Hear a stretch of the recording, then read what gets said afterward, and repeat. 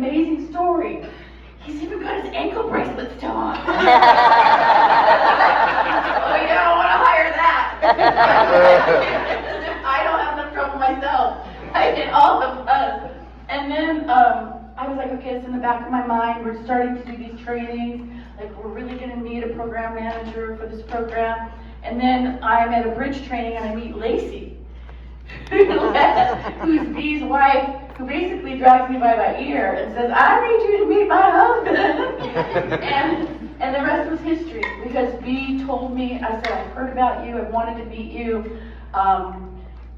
Everybody that's talked to me about you says that you are passionate, you are amazing, you have a beautiful soul, and you're a giver. And so that's the kind of people that I want to hire. That's the kind of people that I want on my team. And I have not been disappointed one day since he started working with us. I know Stephanie Tompkins has a resentment against me for taking him from Carolina. Battle of the Stephanies. Yeah, that's right. And so please, without further ado, help me welcome to the stage Bilal.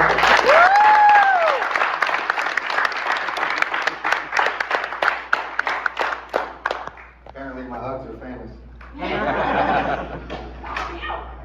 Yeah, my name is Bilal Willis, and I came from New York, Staten Island to Laycee, Washington.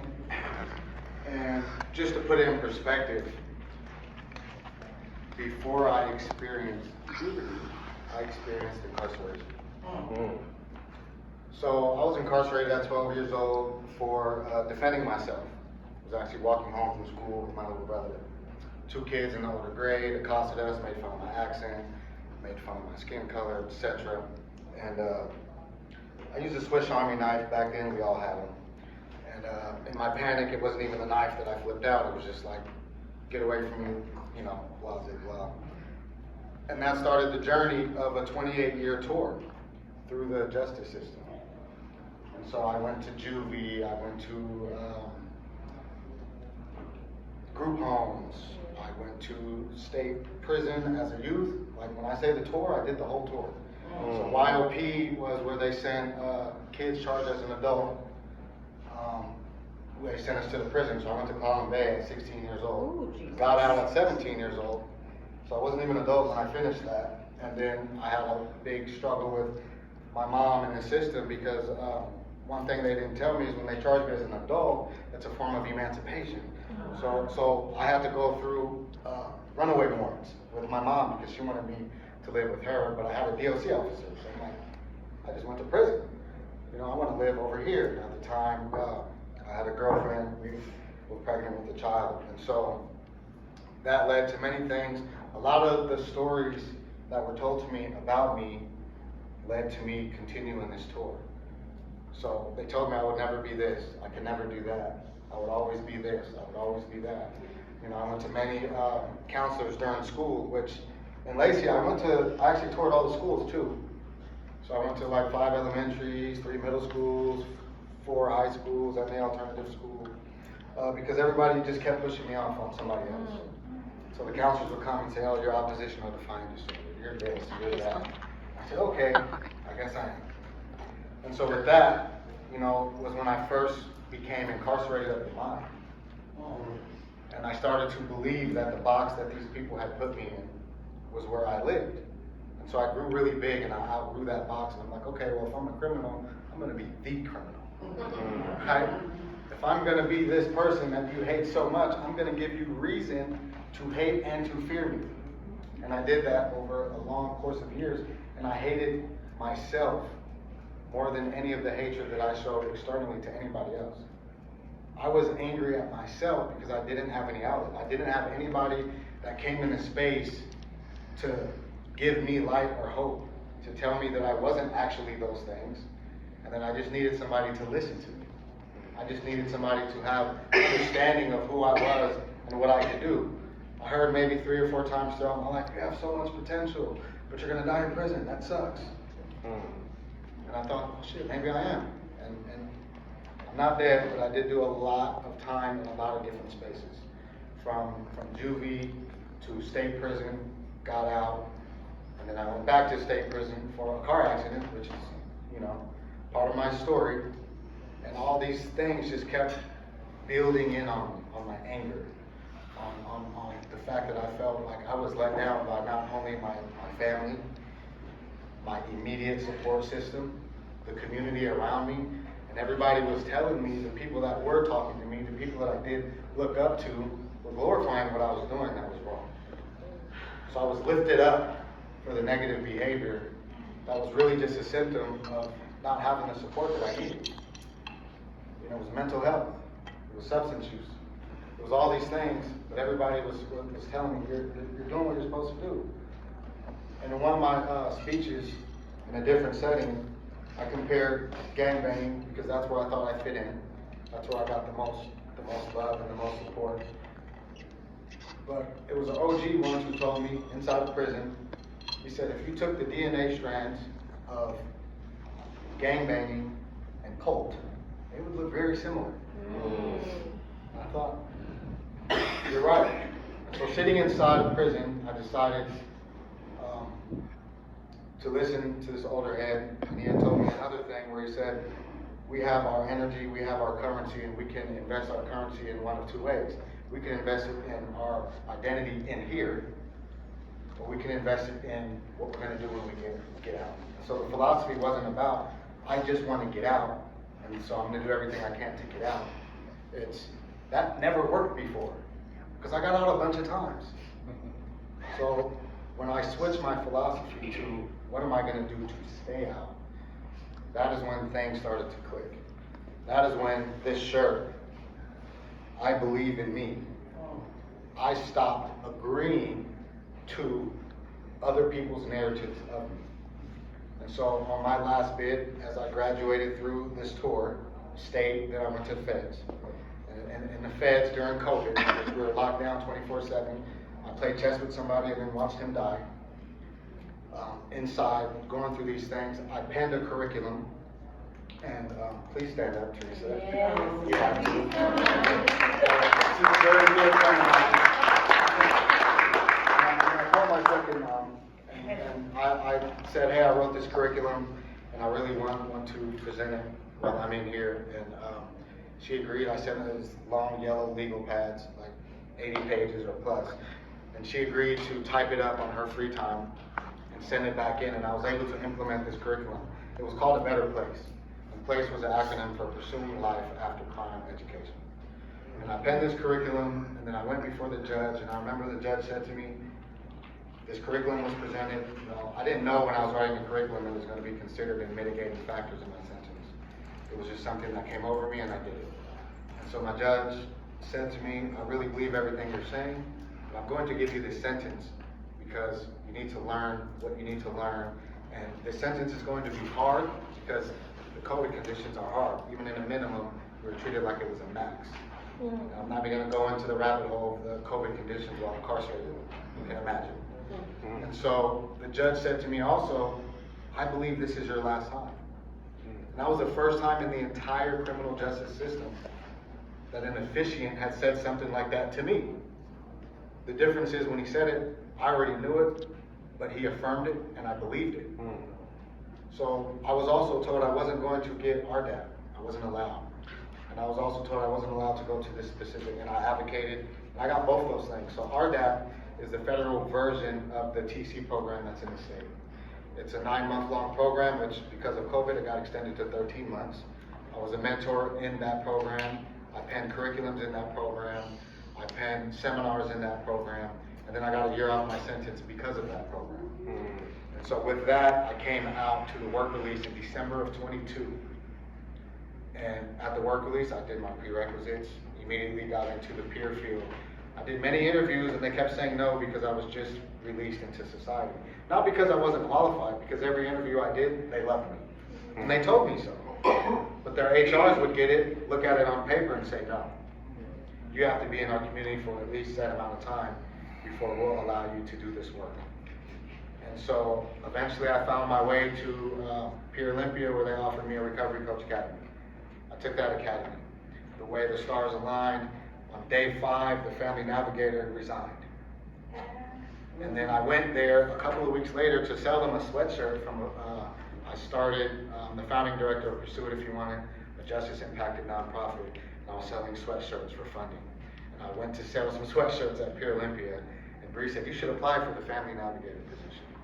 And so I did. So for the next year, I just went in on reentry. I was on the drug court board. I became a certified national anger management specialist, a positive Indian parent instructor.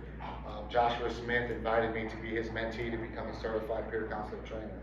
And I accumulated many, many mentors in the process. Stephanie Tompkins, as she talked about, being one of them. And then I was recruited, essentially, by Stephanie Lane to do this work of bringing in certified peer counseling training and these skills into the prisons. And I thought, wow, I have no idea how I got from there to there, but I noticed yesterday my name was in the manual that we all had for this, right? And someone asked me, did you know? And I said, no, and I read what it said, and it said, Bilal Willis is a beautiful example of when preparation meets opportunity. Wow.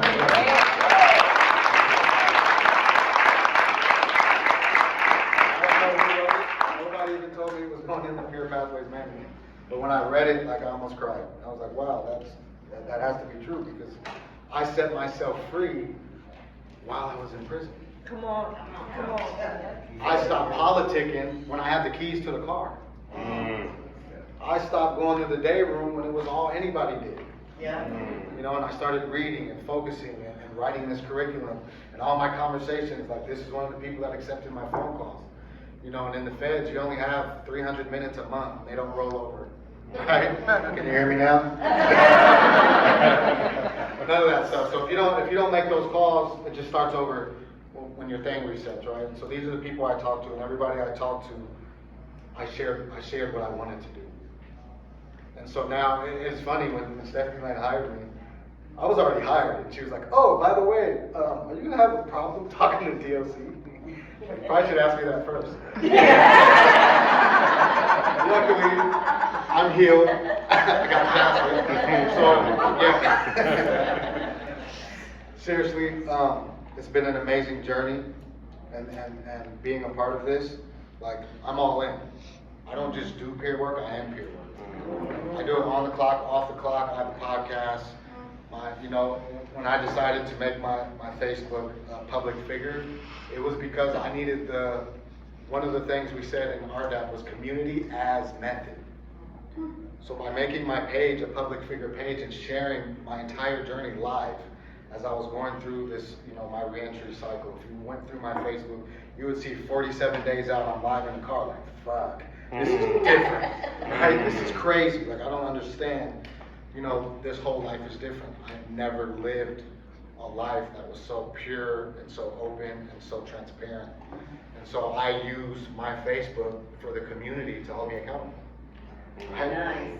That's why I did it.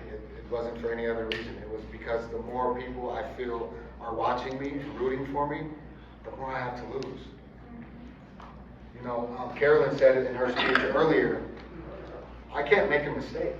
At least I don't think so. I don't believe that. I have insecurity about myself coming out into this space, trying to be in the work field. So I got all these certificates, and I did all these trainings, I'm in all these spaces, because to me that's just puts me on a level playing field with somebody who doesn't have all those things, but also doesn't have a criminal history. It also doesn't look like me. I smile and collect smiles, because for me, that's my icebreaker. When people see me walking down the street, if I'm in a bad mood, they're crossing the street before I get to them, right? So I have to make sure I'm intentionally conscious about my presentation. I make sure my energy is big and inviting, because I know what I look like. It is what it is. But the difference I have now is I'm at peace. When somebody asks me what I want to do in the future, I can't answer that, because I'm already doing it. I'm living my best life right now with this program, with people in rooms like this, and Zooms full of people like this that care, that want to see people like me succeed, to where I'm not the only person in a space. So where there's more of us, and there can be more of us, because of programs like we're talking about right now. Right? When we're able to certify somebody inside, one of the biggest things that I was able to stand on were the certifications. Those are what gave me pride. Because I did 10 years in the state, and when I did that first 10-year bid and I got out, I had 13 certificates, but they were like inside outside dads, dynamic dads, family. None of them were transferable to a resume. None of them mattered to my DLC officer who said, well, your JNS says you got to do this, this, and this still. What about all this I did over a 10-year period while I was rehabilitated? So it made me angry, and I went back. Right? We are in a space right now where we can stop that. Where we can remove those barriers, remove that insecurity, and actually promote people when they get out. Why is it that doing your time is the only place in America where paying your debt is a debt? Right? When you pay your car loan off, you own your car, you're good. Credit goes up, everything's good. But when I pay my debt, and I get done paying my debt, and I come back to society, people say, no, you just got out, now your debt starts. Now you gotta prove to us for the next couple of years that you're worthy of being hired. But I'm qualified, but I'm smart, I'm passionate. I want to do the work. It didn't matter until I came across a particular organization. But that shouldn't be the case. All organizations that hire peers should be able to look at somebody for what they're qualified for and for what their hard work wants them to do, and allow them the opportunity to do it. That's why I'm in this space. That's why I'm here. That's why I love Amanda Polley and Prima and Stephanie Lane and Jenica and Sam Brewski and all the different people that make this a possibility for us. My first time in Walla Walla, Ramirez told me, you're the first time I got a call from the superintendent when I submitted the trainer list for background checks. But when I left, he said I made history. There were people in that training that knew who I was and honored and said, I respect your pivot. You know? Woo!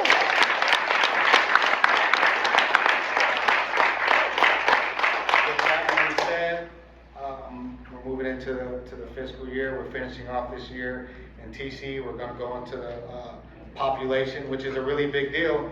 Another thing I didn't know when I went into Walla Walla up to that point, they're like, yeah, it's all TC, it's mostly TC. And then I did my first training in Walla Walla, and it was half and half. Right? One of my openings is no politics. When they walk in the room, I'm at the door, I'm greeting them, I'm collecting smiles, I'm doing my thing. But the first thing I say after I introduce myself is no politics. What happens in the unit stays in the unit. Because what you're about to invest in this next 5 days is taking you out with something tangible and something worthwhile. So if any of you want to go back to the unit, would you please tell Mr. Ramirez right now? Because we're not going to do any of that politicking. We're going to be switching seats. We're going to be intermingling. We're going to be doing all these different things. That is peer work. And if you're not here for that, you can leave. Nobody, no harm, no foul. Right? And so I didn't find out it was half and half until like day 4. Where Ramirez was like, yeah, I was really worried because how you tell me? You know what I mean? There's people in here that are still active. But it was good. I couldn't tell. That's the point I'm making. Is when people sign up for peer work and they really buy in. And there were people in there that they admitted and kept coming up to me by day 3. Me and Josh and LaTanya Rogers were the trainers in that training. And they said, man, I signed up because I wanted to impress my girlfriend or because I wanted to have this, whatever. I seen it in the unit, it got offered. I just wanted to do it to impress somebody else. But now, when they all graduated and walked by, I respond like this, see you in the field. Right? And they all said it back. Because they went from not knowing really what it was, wanting this certification to impress somebody else, to wanting to do it for themselves. You can't get better than that. That's all we hope for.